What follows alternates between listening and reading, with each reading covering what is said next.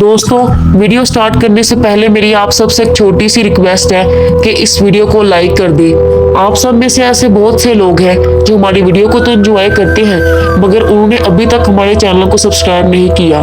तो आप सबसे एक रिक्वेस्ट है कि हमारे चैनल को सब्सक्राइब करें और इस वीडियो को लाइक कर दिया करें।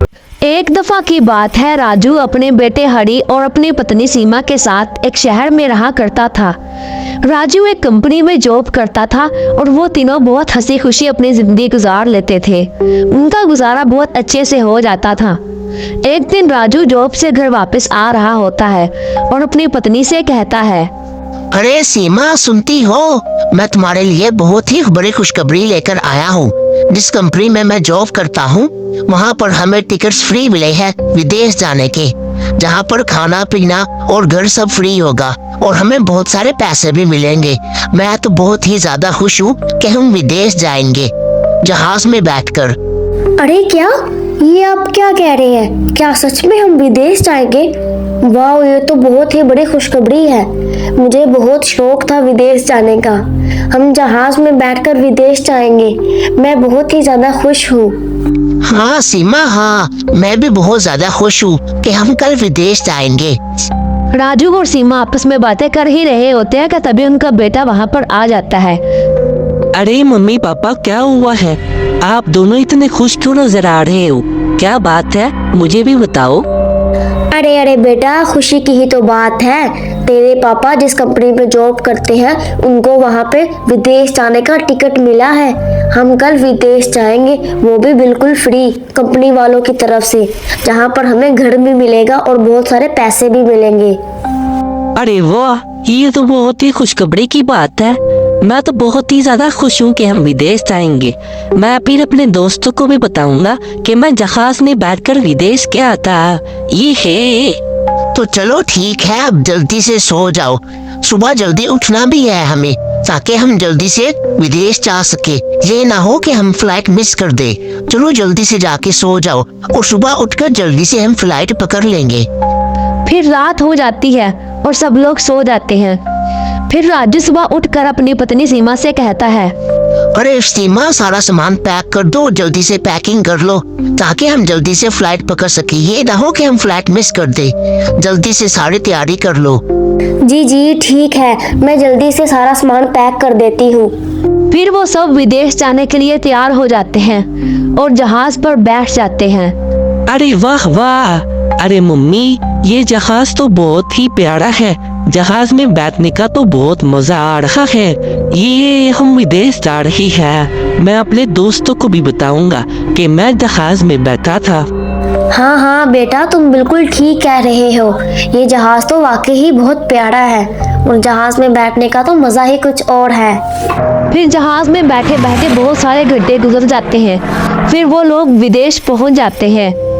अरे, अब हम विदेश तो आ गए, लेकिन हम अपना होटल कैसे ढूंढेंगे? अब हमें कहाँ जाना है?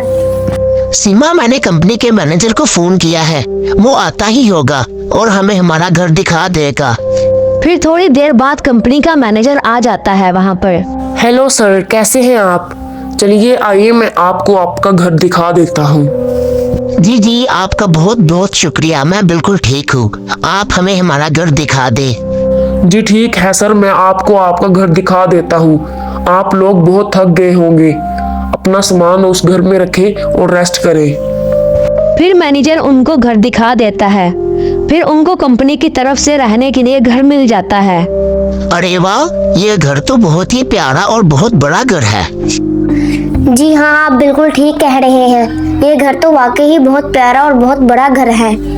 फिर तभी सीमा को वहाँ पर अजीब सी आवाजें सुनाई देती हैं। सीमा कहती है, अजी, आपने कुछ आवाजें सुनी? मुझे यहाँ पर कुछ अजीब सी आवाजें सुनाई दे रही हैं। मुझे लगता है यहाँ हमारे अलावा भी कोई और है। अरे ये सीमा, कैसी बातें करती हो? मुझे लगता है ये तुम्हारा वहम है। इस घर में हमारे अलावा कोई भी नहीं है। इतना प्यारा तो एक घर है, यहाँ पर कौन हो सकता है? हाँ ठीक है, शायद आप ठीक कहते हो। क्या पता ये मेरा वहम हो। फिर ऐसे ही बहुत दिन गुजर जाते हैं।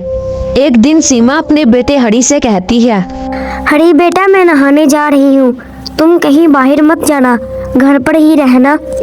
ठीक है मम्मी, आप चली जाए नहाने, मैं कहीं बाहर नहीं जाऊंगा, मैं घर पर ही रहूंगा। फिर सीमा वहाँ से चली जाती है। हरी को बाहर से कुछ अजीब सी आवाजें आती है। हरी खेलने के लिए बाहर जाता है। वहाँ जाके वो एक औरत को देखता है जो उससे कहती है, अरे हरी, तुम अकेले अकेले खेल रहे हो, मुझे भी तो अपने साथ खिलाओ ना, हम दोनों मिलकर खेलते हैं। हरी को वो औरत अजीब सी लगती है और हरी घबरा कर अपनी मम्मा के पास चला जाता है और अपनी माँ को बताता है। अरे हरी बेटा, क्या हुआ है? तुम इतने डरे हुए क्यों लग रहे हो? बताओ मुझे, क्या बात है?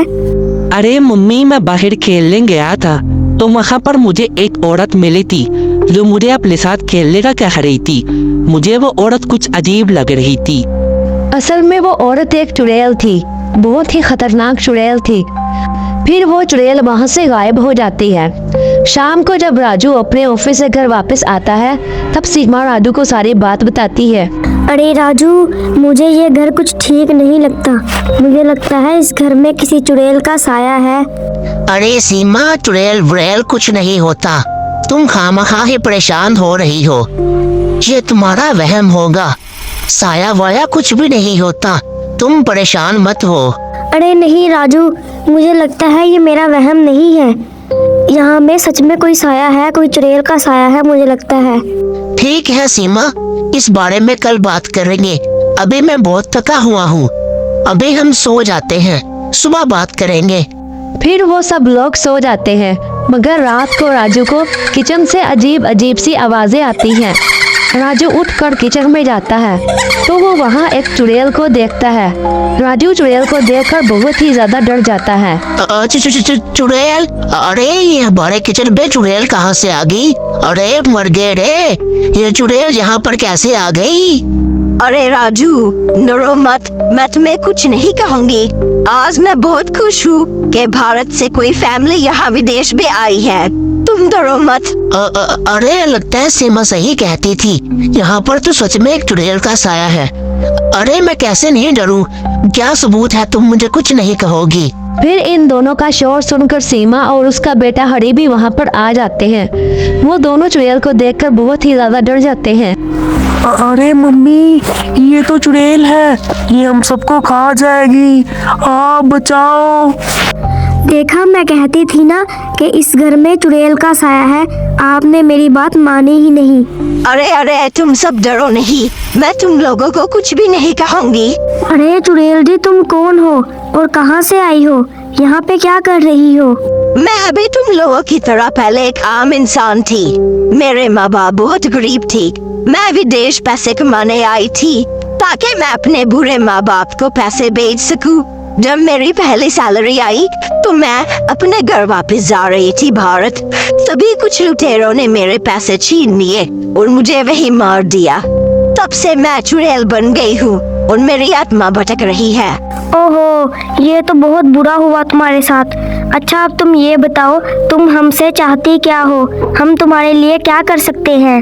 मैं 2 सालों से यहाँ भटक रही हूँ। जब मुझे पता चला कि तुम लोग भारत से आ रहे हो तो मैं बहुत खुश हुई।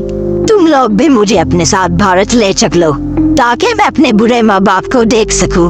ठीक है, हम तुम्हारी मदद करेंगे, हम तुम्हें भारत ले चलेंगे। फिर वो सब अपने देश इंडिया में वापस आ जाते हैं। तो फिर बताओ चुड़ैल जी, तुम्हें इंडिया में आकर कैसा लग रहा है? मुझे इंडिया आकर बहुत अच्छा लग रहा है। I love my India. अब मैं अपने माँ बाप से मिल चुकी हूँ। फिर चुड़ैल को उसके माँ बाप मिल जाते हैं। चुड़ैल अपने माँ बाप को देखकर बहुत ही खुश होती है और फिर इसकी आत्मा को शांति मिल जाती है और चुड़ैल वहाँ से हमेशा हमेशा के लिए गायब हो जाती है। फिर सब हंसी खुशी रहना शुरू कर देते हैं।